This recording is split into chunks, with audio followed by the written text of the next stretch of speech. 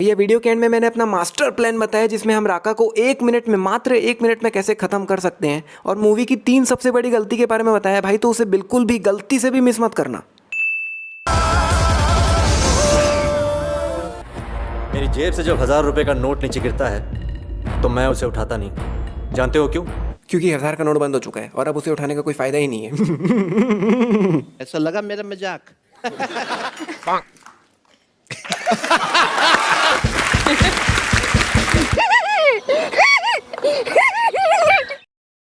Carry on. कौन है land के मालिक? सर वो एक माँ और बेटा वहाँ पे रहते हैं सर। एक माँ और बेटा वहाँ पे रहते हैं सर। क्या जानकारी निकाला है भाई तू? एक माँ और बेटा नहीं, एक माँ और 2 बेटे रहते हैं वहाँ पे। रोहित भी रहता है भाई। मतलब इधर भी नेपोटिज्म चल रहा है भैया। मेन आदमी का नाम बता दो, दूसरे वाले का नाम ही मत बताओ। नेपोटिज्म है। अभी ऐसा लग रहा है यहाँ पे सिर्फ अमन ही है, चारों तरफ कोई भी नहीं दिख रहा है, बिल्कुल खाली है ग्राउंड। लेकिन वही ऊपर के एंगल से दिखाने पे ये इतने सारे लोग कहाँ से आ गए भाई? इधर भी लोग हैं, इधर भी लोग हैं, सामने बच्चे भी है। कहाँ से आ गए? पहले तो थे ही नहीं। अभी अमन जब नीचे गिरता है तो नानचाक अमन के हाथ में ही है, लेकिन जब वो नीचे गिरता है तो हाथ से नानचाक गायब हो गया। और वही ऊपर के एंगल से दिखाने पे नानचाक तो यहाँ पड़ा हुआ है जो कि इसके हाथ में था। यहाँ पे अमन येलो सर्कल के ऊपर गिरा है, लेकिन वही ऊपर के एंगल से दिखाने पे येलो तो छोड़ो, पीछे एक सर्कल दिख रहा है वो भी रेड है। अभी अमन जब अंदर आता है तो यहाँ सोफे के पीछे कोई भी नहीं है, लेकिन एकदम से सोफे के पीछे ये प्रकट हो जाता है। भाई कहाँ से आया भाई? इसके चश्मे के अंदर से आधा किलो रेती गिरता है। नहीं मतलब क्या चश्मे के अंदर कोई पोटली दिखी है या फिर आंखों में दबा के रखा था रेती को? अभी राका के चश्मे को कुछ भी नहीं हुआ है, लेकिन एकदम से सर घुमाते ही भैया डंडी तो अपने अपन ही टूट गई। तो ये राका को गोली मारते और ये गोली यहाँ पे आके लगती है, मतलब राका के 2 फीट ऊपर यहाँ पे आके लग रही है गोली। मतलब अगर राका इस बंदे को सामने नहीं भी करता तो भी राका को गोली वैसे भी नहीं लगनी थी, ऊपर से ही निकलनी थी। अभी राका ने मारा ही नहीं और ये पहले ही पलट रहा है। तो राका इसे इतना मारता है कि इसे फ्लाइंग जेट की शक्ति मिल जाती है और साथ ही ये वहीं पे बेहोश भी हो जाता है और इसे बहुत चोट भी लगी होती है। लेकिन जब ये अगले दिन सुबह उठता है तब भैया ये तो अपने घर में बेड में लेटा हुआ है। नहीं मतलब चल ठीक है, फ्लाइंग जेट की शक्ति इसे मिल गई तो चोट तो अपने आप ही ठीक हो गए, लेकिन भैया घर कौन लाया है इसे? अभी यहाँ पे बुक के बगल में बॉल पड़ा हुआ है, लेकिन जैसे ही अमन बुक उठाने के लिए झुकता है बुक के बगल से बॉल गायब हो गया और एकदम से जैसे ही खड़े होते हैं बॉल वहां पे वापस आ गया। यहाँ पे हर गोली अमन को ही क्यों लग रही समझ नहीं आ रहा है, रोहित को क्यों नहीं लग रही है एक भी गोली? यहाँ पे इसकी बेबे इसको भी हाथ में चाकू मार देती है, लेकिन एकदम से थोड़ा समय बाद ही इसके हाथ से भी चाकू का निशान गायब हो गया। मतलब भाई ये भी है फ्लाइंग जेट, फिर तो इसके भी हाथ से चाकू का निशान गायब हो गया। अभी ये चाकू बिल्कुल ही सामने आके गिरा है, लेकिन वही दूसरे एंगल से दिखाने पे उतना सामने नहीं होता, थोड़ा आगे खिसका हुआ होता है। अमन ने इसे मारा कान पे था, लेकिन इसके हाथों के निशान तो गाल पे हैं।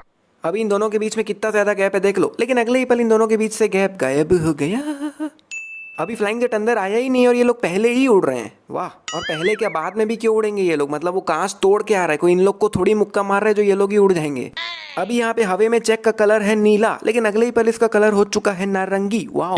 अभी यहाँ पे खिड़की से धूप निकल रही है, यानी कि यहाँ पे दिन है, सूर्य नमस्कार का टाइम हो रहा है, लेकिन अगले ही पल जो सीन दिखाया जाता है यहाँ पे तो रात चल रही है। वाह!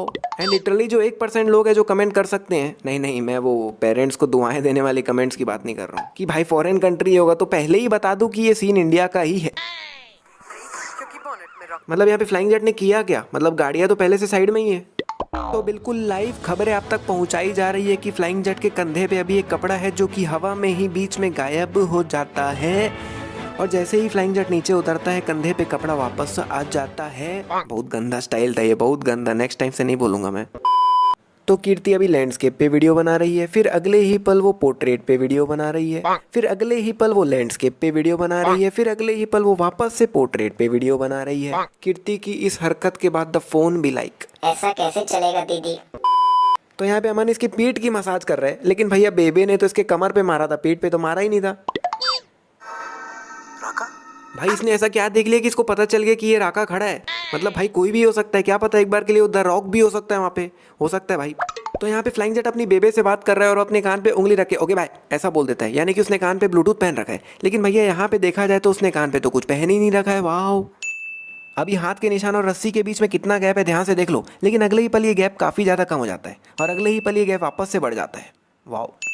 अभी फ्लाइंग जेट जब यहाँ से जा रहा होता है तब ये पूरा ही गीला हो चुका होता है, लेकिन वही जब ये जमीन पे लैंड करता है तब भैया ये तो पूरा ही सूखा हुआ है।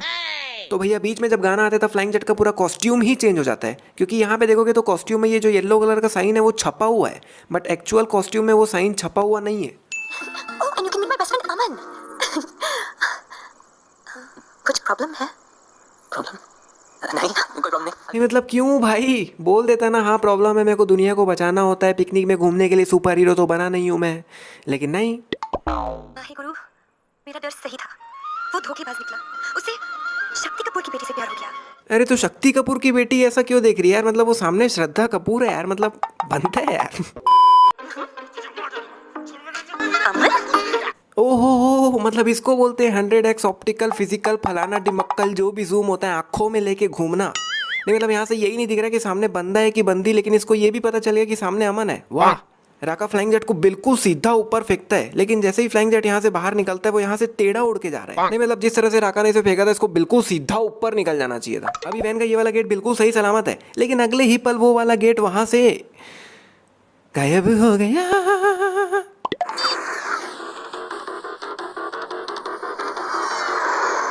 ये फ्लाइंग जेट के उड़ने का साउंड इफेक्ट सुना आपने? मतलब बैकग्राउंड में प्लेन उड़ने का साउंड इफेक्ट डाल दिया है। वाह। मतलब अगर यहाँ पे आंख बंद कर लेंगे तो पता ही नहीं चलना है कि प्लेन उड़ रहा है कि फ्लाइंग जेट उड़ रहा है। फ्लाइंग जेट इसे खिसकाते खिसकाते लाते और पीछे सड़क में निशान बनाते जाता है, लेकिन जैसे ही ये राका को उठाता है पीछे से निशान गायब हो जाता है। निशान कहाँ गया भाई? और फ्लाइंग जेट इसे बहुत लंबा खिसकाते हुए लाया था, लेकिन यहाँ पीछे तो कारें पड़ी है। अभी फ्लाइंग जेट के पीछे एक सफेद कार दिख रही है हमें, लेकिन एकदम से जब राका फ्लाइंग जेट को उठा के पीछे की तरफ फेंकता है तब पीछे से वो कार गायब होकर ये पोस्टर आ जाता है। नहीं मतलब वाह भाई, कहाँ से आया? और एक ही नहीं, 1 2 3 4 पोस्टर आ जाते हैं भाई। यहाँ पे ये सारी कारें हवा में उड़ जाती है, लेकिन बगल में ये जो कचरे का डब्बा पड़ा है ये तो हिलता ही नहीं भाई। अमन को पूरे शरीर में इतना खतरनाक चोट लगता है और ये लोग उसका पूरा इलाज घर पे ही करते हैं, जबकि इन्हें इसे हॉस्पिटल लेके जाना चाहिए भाई। ओहो, शर्ट गंदा हो गया, कोई नहीं अभी साफ हो जाएगा। चौंक गई मम्मी? तो राका फ्लाइंग जेट को हवा में उड़ा के ले जाता है और हवा में ले जाके उसे छोड़ देता है। नहीं क्या मतलब भाई, मतलब फ्लाइंग जेट को उड़ना आता है, वो गिरते गिरते उड़ के चले जाता, तो क्या करता तू? हाँ वो अलग बात है कि ये असली वाला फ्लाइंग जेट नहीं है, लेकिन इसको कौन सा मालूम है। तो यहाँ पे ये बच्चा राका को जोरदार घुसा मारता है और राका फेंका भी जाता है। फिर बाद में पता चलता है कि इस बच्चे के पीछे फ्लाइंग जेट खड़ा था। नहीं मतलब ये क्या है भाई, मतलब किसी बंदे के पीछे फ्लाइंग जेट खड़ा होगा तो सामने बंदे के पास फ्लाइंग जेट वाली पावर आ जाएगी क्या? मतलब मेरे पीछे फ्लाइंग जेट खड़ा होगा तो मेरे पास फ्लाइंग जेट वाली पावर आ जाएगी? और अगर ऐसा है भी तो राका के सामने 10 बंदों को खड़ा करो, उसके पीछे फ्लाइंग जेट को खड़ा कर दो, 10 लोग मिलके राका को मारेंगे तो राका वैसे ही मर जाएगा भाई। नहीं मतलब यहाँ पे तो बोनस लेके रहूंगा मैं, बहुत खतरनाक था ये। अभी बेबे के पीछे कीर्ति खड़ी हुई है, लेकिन अगले ही पल पीछे से कीर्ति गायब हो गई। मैं इतना देर से एक चीज सोच रहा था कि फ्लाइंग जेट राका को इतना खतरनाक मारे पड़ा है, घसीट घसीट के मारता है, लेकिन राका के चोट क्यों नहीं लग रही है? नहीं मतलब चल ठीक है, राका का चोट भी अपने आप ठीक हो जाता है, लेकिन उसके लिए पहले चोट लगती है और 2-3 सेकंड बाद हील होता है, लेकिन राका के तो कहीं से खून नहीं निकल रहा है, कुछ नहीं हो रहा है। अभी राका के पीछे यहाँ पे अच्छा खासा निशान बन जाता है, लेकिन अगले ही पल पीछे से वो निशान गायब हो जाता है। और इतना ही नहीं, पहले यहाँ इसके पीछे कुछ लिखा हुआ भी नहीं था, लेकिन अगले ही पल इसके पीछे कुछ चाइनीज जापानीज में कुछ लिखा है, पता नहीं मेरे को। अब ये क्या है भाई? नहीं मतलब क्या मतलब हुआ ये करने का? और एक तो पूरी मूवी में मैं पहली बार इसे ऐसा करते हुए देख रहा हूँ, जिसका क्या मतलब है मेरे को समझ ही नहीं आया। तो अगर आप मेरे लास्ट 4-5 वीडियोस देखे हो तो आपको एक आइडिया हो गया होगा कि मैं वीडियो के एंड में पिक्चर की सबसे बड़ी गलती बताता हूँ, और इस वीडियो में मैं फ्लाइंग जेट मूवी की एक नहीं बल्कि 3-4 सबसे बड़ी गलतियां बताने वाला हूँ। और सबसे बड़ी गलती में मैं बोनस पूरे हक से ऐड करता हूँ, आपको पता ही। तो ये मूवी स्टार्ट होती है जिसमें मल्होत्रा एंड कंपनी को एक लैंड खरीदने की नीड आती है ताकि उनके ट्रक्स का ट्रेवल टाइम कम हो सके, और इसके लिए वो लोग बेबे, रोहित और अमन जिस सोसाइटी में रहते हैं उस लैंड को चुनते हैं, और वो उस लैंड को खरीदना चाहते हैं। लेकिन प्रॉब्लम ये होती है कि बेबे उस लैंड को बेचना नहीं चाहती है, और उन्हें ये लैंड इसलिए चाहिए होती ताकि वो उस लैंड से अपने फैक्ट्री तक एक ब्रिज बना दे पानी के ऊपर, ताकि उनके ट्रक्स का ट्रैवल टाइम कम हो जाए।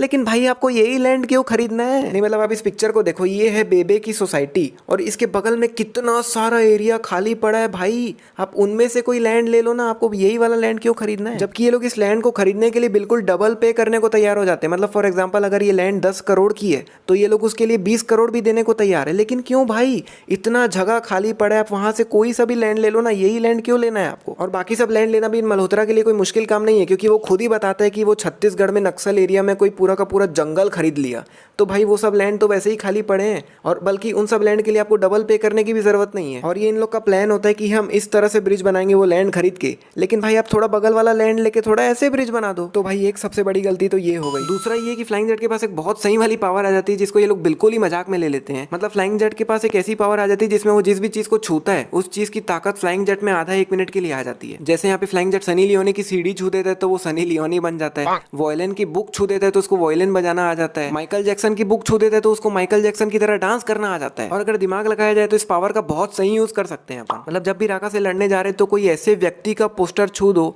फॉर एग्जाम्पल हल्क का पोस्टर छू दो भाई, फिर जाके राका से लड़ो, राका जीत गया तो मेरा नाम बदल देना। और भाई ये तो मैं सिर्फ एक एग्जाम्पल बताया हूँ, हल्का अगर दिमाग लगाया जाए तो बहुत सही यूज कर सकते हैं इस पावर का। और उस पोस्टर को आप अपने छाती में चिपका दो और हर 30-40 सेकंड में छूते रहो। और तीसरी सबसे बड़ी गलती ये कि फ्लाइंग जेट के पास एक और बहुत कमाल की पावर आ जाती है जिसमें वो पूरी दुनिया को फ्रीज करके जो चाहे वो कर सकता है। मतलब अगर आपने मूवी देखी है तो आपको ये वाला सीन बहुत अच्छे से याद होगा जिसमें यहाँ पे फ्लाइंग जेट पूरी दुनिया को फ्रीज कर देता है और इनको जैसे चाहे वैसे मारता है। तो वैसे ही राका से लड़ने टाइम आप पूरी दुनिया को फ्रीज कर दो और जैसे चाहे वैसे राका को मारो यार, बहुत आसानी से जीत सकता था फ्लाइंग जेट। तो यहाँ पे मैं आपको 3 सबसे बड़ी गलतियां तो बता दिया, लेकिन अब फ्लाइंग जेट के सभी पावर्स को मिला के हम राका को कैसे खत्म कर सकते हैं वो भी मैं आपको बताऊंगा। तो फ्लाइंग जेट यहाँ पे एक प्लान बना सकता है जिसमें वो पहले 10-15 लोगों से बात करेगा, उनको पहले से बताएगा कि मैं राका के सामने जाके पूरी दुनिया को फ्रीज कर दूंगा और तुम लोग को राका के सामने खड़ा कर दूंगा। दुनिया को अनफ्रीज करने से पहले मैं हल्क का पोस्टर छू दूंगा, इससे मेरे अंदर हल्क की पावर आ जाएगी, और क्योंकि मैं तुम लोग के पीछे खड़ा होऊंगा तो मेरी पावर तुम लोग के पास आ जाएगी, और मैंने हल्क को छुआ तो इनडायरेक्टली हल्क की पावर भी तुम लोग के पास आ जाएगी।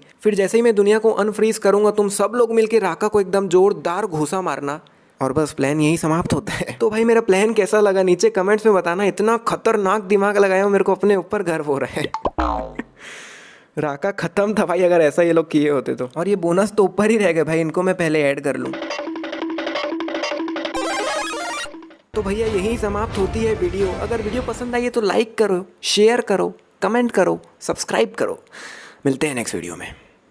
मिस्टेक काउंटर ने भी कंप्लीट कर चुके हैं 500 के सब्सक्राइबर्स। अब जाके सही में ऐसा लग रहा है कि 500 के हुए हैं।